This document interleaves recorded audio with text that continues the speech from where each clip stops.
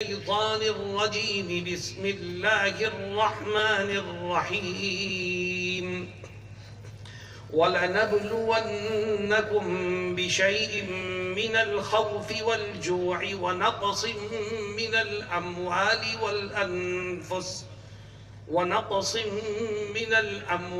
والأنفس والثمرات وبشر الصابرين الذين إذا أصابتهم مصيبة قالوا إنا لله وإنا إليه راجعون صدق اللہ مولانا العظیم۔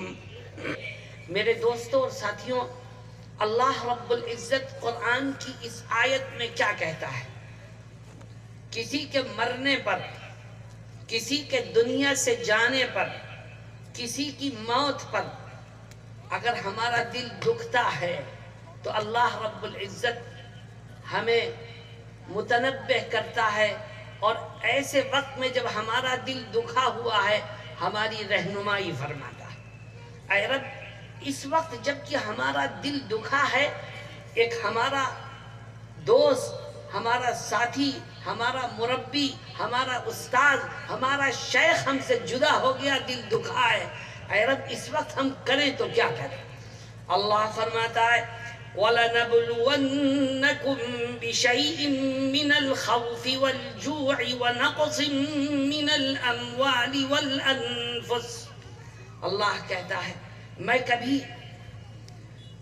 تمہیں خوف میں مبتلا کرتا ہوں، میں کبھی تمہیں بھوک میں مبتلا کرتا ہوں، میں کبھی تمہیں مالی نقصان دیتا ہوں، اور میں کبھی تمہیں جانی نقصان دیتا ہوں۔ کیوں؟ اس لیے کہ میں تمہیں آزمانا چاہتا ہوں۔ تم ایمان والے ہو، تمہارے دل میں یہ بات ہونی چاہیے کہ جو کچھ ہوتا ہے اللہ ہی کی طرف سے ہوتا ہے، وہی زندگی دینے والا ہے، وہی زندگی لینے والا ہے۔ تمہارا دل دکھا ہے، تمہیں کرنا کیا چاہیے؟ فرمایا وَبَشِّرِ الصَّابِرِينَ۔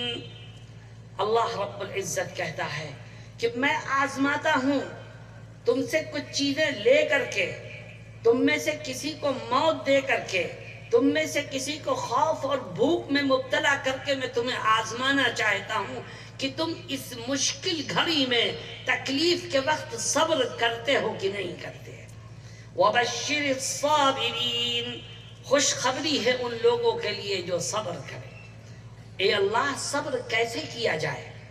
دیکھو، صبر کرنے کی دو شکلیں ہیں، ایک شکل قرآن نے ذکر کی ہے، دوسری شکل میں ذکر کروں گا۔ سننے کے لیے تیار ہو؟ کیا ہے؟ صبر کی دو شکلیں ہیں۔ وَبَشِّرِ الصَّابِرِينَ، اللہ کہتا ہے خوشخبری ہے صبر کرنے والوں کے لیے۔ اے رب، صبر کرنا کیسے ممکن ہے؟ فرماتے دو کام کرو۔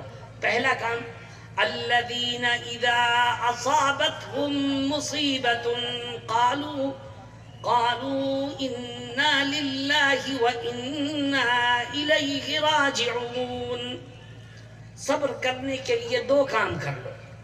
پہلا کام یہ کہ اپنے غم کو ٹھنڈا کرنے اور مصیبت کے اس وقت میں صبر کے دامن کو مضبوطی سے تھامنے کے لیے سب سے پہلا کام یہ کرو کہ اپنی زبان سے پڑھو انا للہ وانا الیہ راجعون۔ اللہ رب العزت اس کی برکت سے تمہیں صبر کی دولت سے مالا مال فرمائے۔ دوستوں اور ساتھیوں، یہ انا للہ کوئی معمولی چیز نہیں ہے، کتنا بڑا جملہ ہے یہ۔ میں تمہیں ایک حدیث شریف سناتا ہوں۔ فرماتے انا للہ پڑھنے سے جہاں ایک طرف اللہ تمہارے دلوں کے اندر صبر کی قوت کو، دولت کو پیدا فرمائے گا، وہیں دوسری طرف تمہیں اجر و ثواب سے بھی مالا مال فرمائے گا۔ چنانچہ حضرت محمد مصطفیٰ صلی اللہ علیہ وسلم ایک حدیث شریف میں فرماتے ہیں کہ کسی آدمی کو کوئی غم، کوئی مصیبت یاد آئی جو اس کے اوپر پہلے کبھی آئی تھی، 10 سال پہلے کوئی مصیبت آئی تھی، 20 سال پہلے کوئی مصیبت آئی تھی، 50 سال پہلے کوئی مصیبت آئی تھی، وہ یاد آئی تجھے، اور جیسے ہی تجھے وہ مصیبت یاد آئی فوراً تو نے پڑھا انا للہ و انا الیہ راجعون. تو آج سے 50 سال پہلے صبر کرنے پر جو اجر و ثواب خدا نے دیا تھا، آج بھی انا للہ پڑھنے پر وہی اجر و ثواب خدا تیرے نام اعمال میں پھر سے درج کر دے گا. میرے دوستوں اور ساتھیوں، پہلا کام یہ ہے کہ انا للہ و انا الیہ راجعون پر. اور دوسرا کام کیا ہے؟ مصیبت کی اس گھڑی میں حضرت مولانا جلال صاحب رحمت اللہ علیہ کے صاحبزادگان، ان کے شاگرد، ان سے تعلق رکھنے والے موجود ہیں.